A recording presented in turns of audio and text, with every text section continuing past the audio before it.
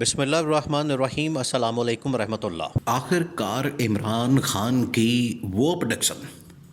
کہ دنیا کے فیصلے پاکستان میں ہوں گے، اسلام آباد میں ہوں گے، آج وہ پروڈکشن بالکل 100%، 100% بالکل درست ثابت ہونے جا رہی ہے کہ آج دنیا کے فیصلے پاکستان میں ہونے جا رہے ہیں، اسلام آباد میں ہونے جا رہے ہیں۔ یہ جو ابھی ایران اور امریکہ اسرائیل جنگ کا کھاتا کھلا ہے، معاملہ کھلا ہے، اس کو چلتے ہوئے اب تقریباً کو مہینہ ہونے کو ہے، 1 مہینہ۔ آپ ذرا امیجن کریں کہ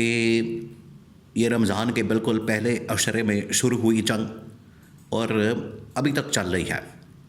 اور اس کے رکنے کے دور دور تک چانسز نظر نہیں آ رہے۔ لیکن اب پاکستان اس جنگ کو روکنے جا رہا ہے، اسلام آباد اس جنگ کو روکنے جا رہا ہے، اور اسلام آباد کے اندر انتہائی اہم ترین بڑی ملاقات ہونے جا رہی ہے،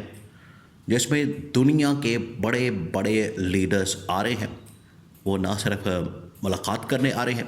بلکہ اس کا حل، اس کا سلوشن، جو ایران اسرائیل کے درمیان اس وقت مسئلہ پڑا ہوا ہے، کرائسس بنا ہوا ہے، اس کا سلوشن نظر نہیں آ رہا۔ تو اس کا سلوشن نکالنے کے لیے اب یہ اسلام آباد کے اندر آ کر بیٹھے ہیں۔ اب یہ جو سیناریو بننے جا رہا ہے، یہ کس طریقے سے پاکستان، اسلام آباد دنیا میں سینٹر آف اٹینشن بن چکے ہیں۔ سب سے پہلے تو آپ اس بات کو سمجھیں کہ یہ جو ایران اور اسرائیل کی جنگ ہے، یہ ختم ہونے کا نام نہیں لے رہی، اور اس کو پوری دنیا کے اندر رپورٹ بھی کیا جا رہا ہے، اس کے اوپر بات بھی ہو رہی ہے، اور یہ پوری دنیا کے اندر پھیل چکی ہے۔ پوری دنیا کو اس نے اپنی لپیٹ میں لے لیا ہے، پوری دنیا کو، کیونکہ کوئی بھی ملک اب اس سے باہر نہیں ہے۔ یورپ ہو جائے، امریکہ ہو جائے، کینیڈا ہو جائے، برطانیہ ہو جائے، اسرائیل ہو جائے، یورپین طاقتیں ہو جائیں، عرب ممالک ہو جائے، پاکستان ہو جائے، انڈیا ہو جائے، آسٹریلیا ہو جائے، جاپان ہو جائے، یعنی دنیا کا ہر خطہ، دنیا کا ہر ملک اس سے کسی نہ کسی طریقے سے متاثر ہوا ہے، چاہے تیل کی مد کے، اسٹاک مارکیٹس کی مد میں، یا کسی اور چیز کے چکر میں، کسی نہ کسی طریقے سے ایران اور اسرائیل جنگ کی وجہ سے پورا خطہ، دنیا کا ہر خطہ، ہر ملک متاثر ہوا ہے، جس کی وجہ سے اب ساری دنیا کی نظریں پاکستان، اسلام آباد کے پر لگ گئی ہیں کہ یہ جو مذاکرات ہونے جا رہے ہیں، یہاں پر جو ملاقات ہونے جا رہی ہے، یہاں پر جو ملاقات ہو رہی ہے اور ملاقات ہوئی ہے، اس کا نتیجہ کیا نکلے گا۔ پہلے تو آپ اس کی بیک گراؤنڈ کو سمجھیں۔ دیکھیں، اگر آپ نے آج کے صورتحال کو سمجھنا ہے تو اس کے لیے بیک گراؤنڈ کو سمجھنا، اور اصل میں جو بیک ڈور چینل کے اوپر بات چیت ہو رہی ہے، بیک ڈور چینل کے اوپر مذاکرات ہو رہے ہیں، وہ سمجھنا بڑا ضروری ہے۔ انٹرنیشنل میڈیا اب باقاعدہ طور پر رپورٹ کر رہا ہے، اور بڑے بڑے اس کے اندر انٹرنیشنل میڈیا آؤٹ لیٹس، نیو یارک ٹائمز جیسے، یا واشنگٹن پوسٹ جیسے، گارڈین جیسے، ٹیلی گراف جیسے، یہ بڑے بڑے جو اس وقت میڈیا آؤٹ لیٹس ہیں، وہ یہ بتا رہے ہیں کہ پاکستان اور ترکی، اور اس کے ساتھ ساتھ ایجپٹ، مصر، یہ 3 ایسے ممالک ہیں جنہوں نے ایران، اسرائیل، امریکہ کے درمیان جنگ بندی کروانے میں باقاعدہ طور پر پہلے مذاکرات کیے، اپروچ کیا، ان کے ساتھ بات چیت کی، اور ایران کو بھی اور اسرائیل کو بھی اور امریکہ کو بھی اس حوالے سے کنونس کرنے کی کوشش کی کہ سب سے پہلے یہاں پر ایک ڈائلاگ ہونا چاہیے، ایک نیگوشیٹ ہونا چاہیے، ایک معاملہ طے ہونا چاہیے، ڈسکشن ہونی چاہیے، بات چیت ہونی چاہیے، تاکہ اس کا حل نکل سکے۔ اگر ہم اس کا حل نہیں نکالتے تو جس طرح سے پوری دنیا کے اندر ایک بحران آیا ہے، یہ پھر بحران ٹلے گا نہیں، اور پوری دنیا کے لوگ اس سے متاثر ہوں گے۔ دنیا کی اکانومیز، دنیا کی معیشتیں، دنیا کے حالات و واقعات، عام انسان کی زندگی، تمام چیزیں اس سے متاثر ہو رہی ہیں۔ تو سب سے پہلے ان ملکوں نے، ایجپٹ یعنی کہ مصر نے، پاکستان نے اور ترکی نے، یہ تینوں ممالک نے ایران کی لیڈرشپ کو بھی اپروچ کیا ہے، اور امریکہ اسرائیل کی لیڈرشپ کو بھی اپروچ کیا ہے، اور یہ پچھلے تقریباً کوئی ہفتے 10 دن سے مسلسل اس حوالے سے مذاکرات ہو رہے ہیں، ڈائلاگ ہو رہا ہے، ٹیبل ٹاک ہو رہی ہے، اور ان کے ساتھ ڈسکشن ہو رہی ہے، یہ پچھلے ہفتے 10 دن سے۔ اور پہلے سٹیپ میں، پہلا جو سٹیپ تھا وہ کیا تھا؟ پہلا سٹیپ یہ تھا، اور اس حوالے سے امریکہ نے بھی اس کی کنفرمیشن کر دی ہے، ڈونلڈ ٹرمپ نے اس کو کنفرم کیا، پھر اس کے بعد مسعود پشیان جو کہ اس وقت ایران کے صدر ہیں، انہوں نے بھی اس بات کو کنفرم کیا۔ معاملہ کیا ہوا؟ معاملہ یہ ہوا کہ انہوں نے ایرانی صدر کو اپروچ کیا اور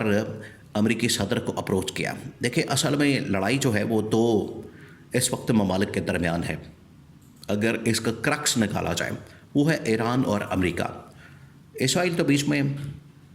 حملہ کروانے والا یا تماشبین کے طور پر دیکھنے والا یا اس میں صرف سائڈ پر بیٹھ کر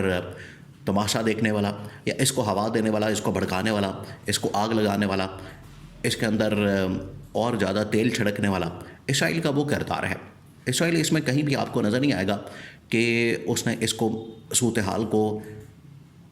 کسی طرح سے کنٹرول کرنے کے لیے، مینج کرنے کے لیے، ہینڈل کرنے کے لیے کوئی کردار ادا کیا ہو.